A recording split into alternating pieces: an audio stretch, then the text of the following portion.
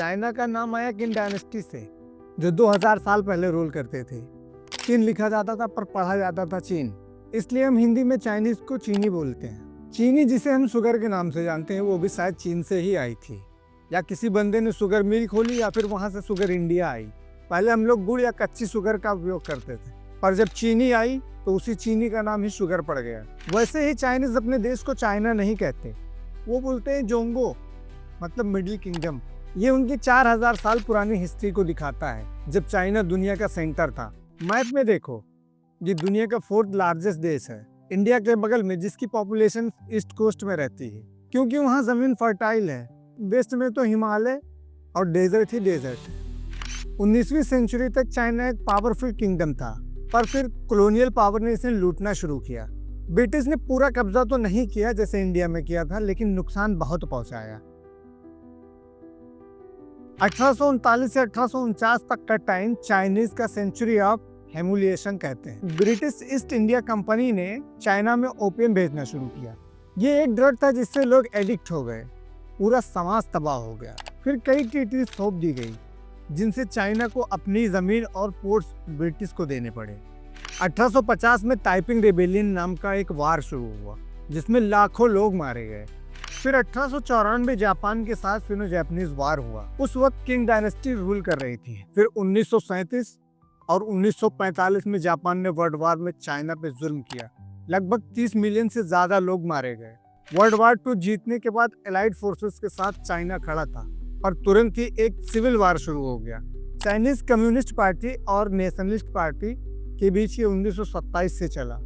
1949 में communist party जीती, nationalist लोग भागकर ताइवान चले गए, और मेनलैंड चाइना पे माओ जेडोंग का राज शुरू हो गया। 1 अक्टूबर 1949 को पीपल्स रिपब्लिक ऑफ चाइना बना। Leader of the communists and the hero of the revolution was Mao Zedong.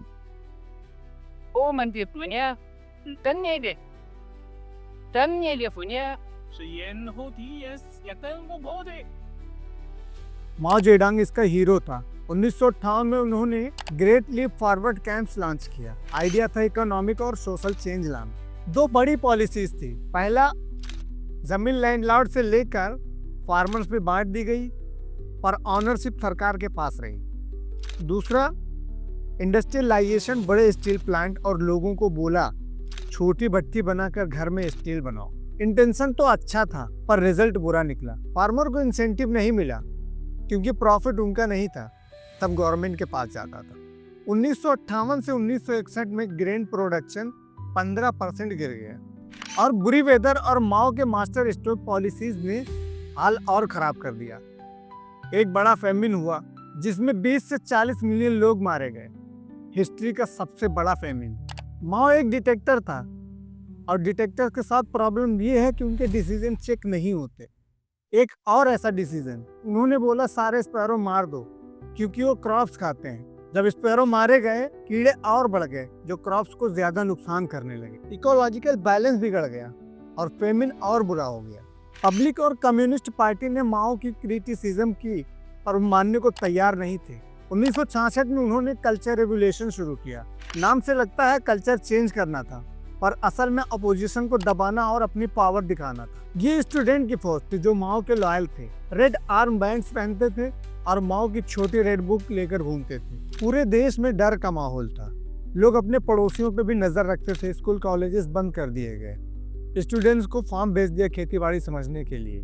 Red guard के बीच में लड़ाइयाँ होने लगी, जिससे हिस्टोरिकल साइट्स तोड़े गए। तिब्बतियंस पे जुल्म हुआ। 1968 में माओ ने देखा ये क्राइसिस बन गया, तो रेड गार्ड्स खत्म कर दिए गए। लगभग 2 लाख से 20 लाख लोग इसमें मारे गए, और टोटल 50 मिलियन तक माओ के पॉलिसीज से मरे। 1976 में माओ की डेथ हो गई। चाइना का बहुत बुरा हाल था, लेकिन कुछ अच्छे काम भी हुए। वुमेन्स इक्वलिटी और एजुकेशन में सुधार हुआ। लिटरेसी रेट बढ़े, स्कूल ट्रिपल हुए। स्टेम फील्ड में इन्वेस्टमेंट किया गया, जो बाद में बहुत काम आया। 1950 में एक नई लॉ मैरिज आई, जिससे फोर्स मैरिज बंद हुए और वुमेन्स को डिवोर्स का राइट मिला। माओ के बाद 1976 में डेंग जियोपिंग आया, जिसे मॉडर्न चाइना का फादर कहा जाता है। माओ के टाइम पे डेंग ने आवाज उठाई थी, इसलिए उसको कल्चरल रिवॉल्यूशन रिजाइन करना पड़ा। डेंग का आइडिया अलग था। वो इकोनॉमी को फ्री करना चाहता था, एग्रीकल्चर में हाउस होल्ड रिस्पॉन्सिबिलिटी सिस्टम लाया। जमीन का ऑनरशिप गवर्नमेंट के पास रहा, पर फार्मर्स को लॉन्ग टर्म लीज पे जमीन दी और उनको फ्रीडम थी कि क्या उगाना है, कैसे प्रॉफिट कमाना है। दूसरा एक कोटा गवर्नमेंट्स को देना था, बाकी जो बनता था वो फार्मर्स अपने हिसाब से बेच सकते थे। ये इंसेंटिव से प्रोडक्टिविटी बढ़ी। 1978 से 1984 में एग्रीकल्चर आउटपुट 7.4% से बढ़कर ग्रेन प्रोडक्शन में डबल हो गया। फैक्ट्रीज में भी ऐसा ही किया गया। Factories manager responsibility system, workers और मैनेजर को फ्रीडम दी गई प्रोडक्शन, प्राइसिंग और सैलरी डिसाइड करने। ये सेंस ऑफ ऑनरशिप से काम बहुत बेहतर हुआ। 1986 में 9 साल तक compulsory education law I. Government ने एजुकेशन पे खर्चा भी बढ़ाया। 1980 में 2% जीडीपी से 2010 में 4.1% तक। इंडिया में अभी भी 2.9 ही है। टेक्निकल एजुकेशन पे भी फोकस किया गया। लिटरेसी रेट 65% से 95% हो गया। हेल्थ केयर में भी खर्चा किया गया। 2021 में 5.59%, जबकि इंडिया में 2.96% है। फिर टाउनशिप एंड विलेज इंटरप्राइजेस आए। ये रूरल एरियाज में जॉब्स और ग्रोथ लाए। हुआवे जैसे ब्रांड टीबीई से शुरू हुए। 1980 में स्पेशल इकोनॉमिक जोन्स बनाए, टैक्स कम, रूल्स इजी।